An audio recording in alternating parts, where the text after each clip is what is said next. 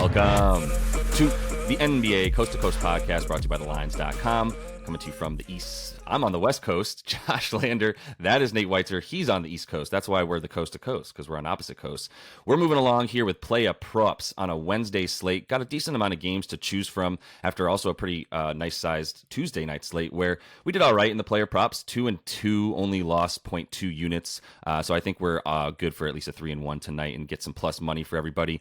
Continue to follow along. Also have best bets up for you guys. On the season total, I should mention, we're up 11.5 units combined with these best bets and Player Props, surging on the Player Props these days. So we'll have some good stuff here for you. Also want you to head to thelines.com. Use that odds finder tool, the prop finder tool as well, that we're both using every morning to get the best odds available to us from all of these books giving us bets this NBA season. Nate, let's go ahead and run right into your first prop here for Wednesday night. Yeah, and that was my fault on Tuesday. Josh is 4-0 on Player Props to open this week. Give him his flowers, but I was a little lazy with the picks yesterday, I have to admit. Just kind of following the game log. Here, I'm going with Devin Booker, and there is no game log because the man has only played 2 games this season, and he hasn't played in a while, but he's going to be back tonight. The Suns are finally going to have their big 3, and I'm still taking him over 25.5 points because he is still the alpha of those 3. And especially if Jaden McDaniels is not suspended and he's going to be playing for the Wolves, he should be all over Kevin Durant, and tougher matchup for Durant, who I think is fine, letting Book take on some usage after he's had to carry this team where neither of the guys have played much. Beal has struggled in his 3 appearances. I mean, he's got 3.5 turnovers to 3.5 assists running the offense the last 2. So, I mean, the Suns, while Book's turned it over a lot, he's still going to be the man here running the offense. Suns are on 2 days of rest. Minnie is on a back-to-back. It's the first back-to-back for Minnie this year. While they've been elite defensively, their defensive rating is 13 points per 100 possessions on the road. Last year on back-to-backs, they gave up, their games averaged 238 versus normal rest. They averaged 229. So is a game state where we should see a lot of points, more points than, you just saw with the Wolves facing the Steph-less Warriors, I will add, whose Steph is just the offense for the Warriors. So now you face these 3 guys who looked great in the preseason, but it's going to be about Book taking on the mantle. He averaged 31.5 in his 2 appearances before going down, averaged 30.5 his last 2 against Minnie, and the usage rate has pretty much been the same when he was out there without Beal. But I just don't think Beal's going to demand the ball or try to take away from Devin Booker, who again is the alpha of this offense and should be getting his points. Just before I go out here, I actually saw a same game parlay. DraftKings has these sponsored parlays that are just like crazy long shots most of the time. Actually don't hate this one. Booker, KD, 25 points, Beal to get 20 still, Suns to win at 7-1 odds. I think it's worth a sprinkle. It's just the Wolves defense, might not be able to shut down all 3 of these guys on a back-to-back. Yeah, and if McDaniels doesn't play, which who knows, after the ejection with Clay, if you were watching late night WWE style basketball to kick off that Warriors and Timberwolves game, so yeah, if he doesn't play, that's huge. I would also just throw out the friendly reminder that if you ever see a sponsored parlay, run it through your own individual manually made parlay to make sure that the odds are the same.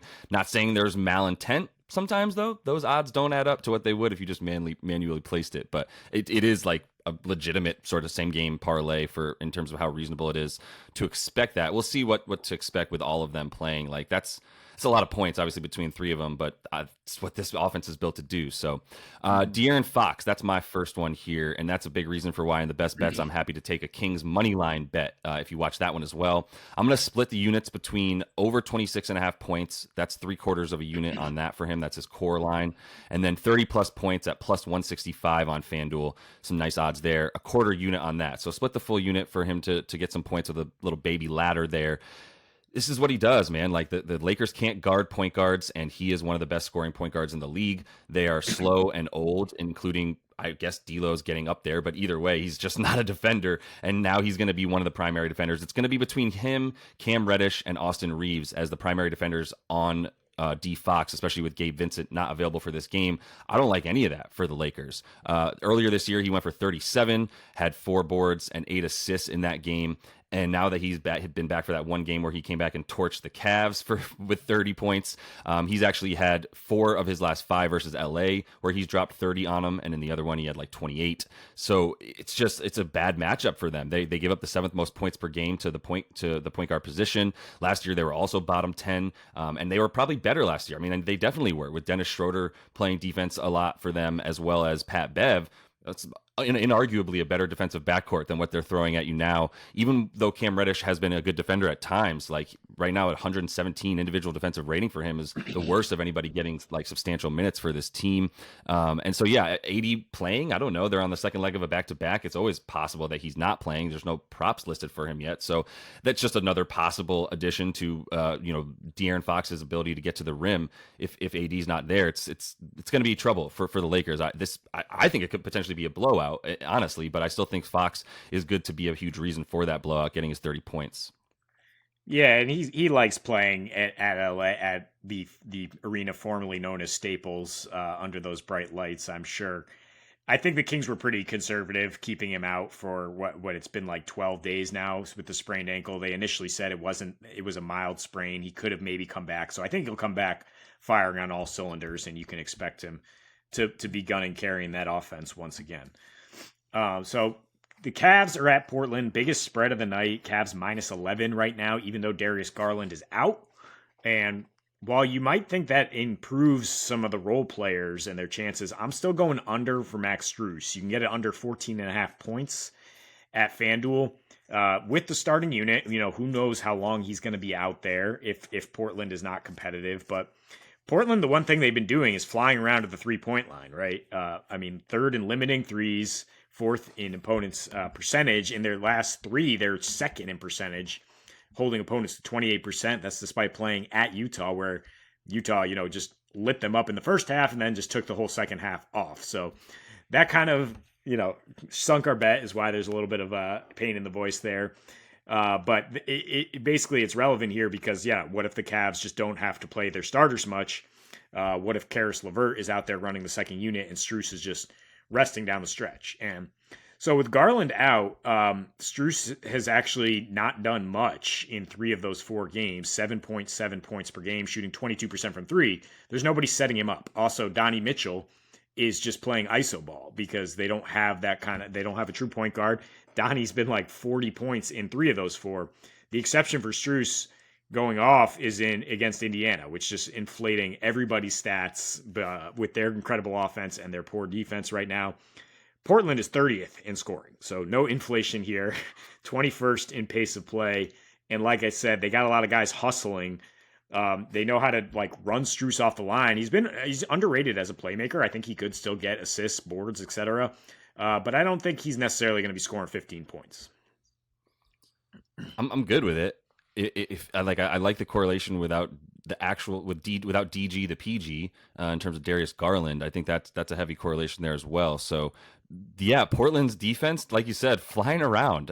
We were both shocked to see that they were like the 10th rated defensive team in the league. That was before last night, but they're probably not too far down. So I'm with all that. I like the bet here. So let me close out with Kuzma. Kyle Kuzma over 23.5 points, minus 115 on FanDuel. I think this was an easy find. We were both like, look, there's 246 points expected in this Mavs and Wizards game, and that number could be up to 250 by the time we see the tip if everybody's still in on it. It's like all the numbers come back to neither team defends in transition. Both teams like to get out in transition, especially the Wizards. And Kuz is going to be in a spot where Dallas doesn't really defend very well at this point. Unshockingly, they let go their entire cast of wing defense last year when they traded them, and that is when they started to give up a lot more threes, became less able to guard a position like a versatile 4 or big 3, whatever you want to call Kuzma these days. And that's why they give up the most points per game to that position and have struggled against guys like Kuzma who can shoot from deep when they stretch out, the bigs on Dallas. 36 points last year and 30 points in the 2 games that he played against Dallas. One of those came right after that trade where DFS and company found themselves on different teams after Kyrie landed in Dallas. So in this one as well, like I think the ability to like shoot the transition three, there's a lot of catch and shoot stuff for Kuz, and Dallas is a team that will give up a lot of catch and shoot stuff as well. So I like everything for Kuzma in this. 23.5 points, probably ladder that one as well. I didn't look into that one too much more, but if you want to like climb up and get plus money for like 26, 25 plus something, probably need to get it up to like 27, 26, whatever it is where you find it. But Kuz is a good bet to score a bunch of points tonight. Yeah, hard to find an under anywhere in this game based on the implication. And Mavs starters got a little bit of rest, so I wouldn't hate taking some of their guys on a back-to-back. You mentioned in the best bets a Kai Ruka same game parlay for them to win the game. But yeah, Kuzma, Jordan Poole should be outgunning, and the Mavs wing defense has left a lot to be desired this season. That's for sure, with Derrick Jones Jr., the starting small forward. Yeah, and sometimes center, depending on the lineup. So it's a very fluky or just sort of wonky way of playing defense in Dallas, but we'll see how it goes because on offense, they're doing just fine. But that is all the time we have for you in the Play of Props today. Make sure to like and subscribe to that page. Also, check out Best Bets, like I said, to start this thing, 11.5 units up on the year. So we will continue to climb up. And until we see you next, happy betting.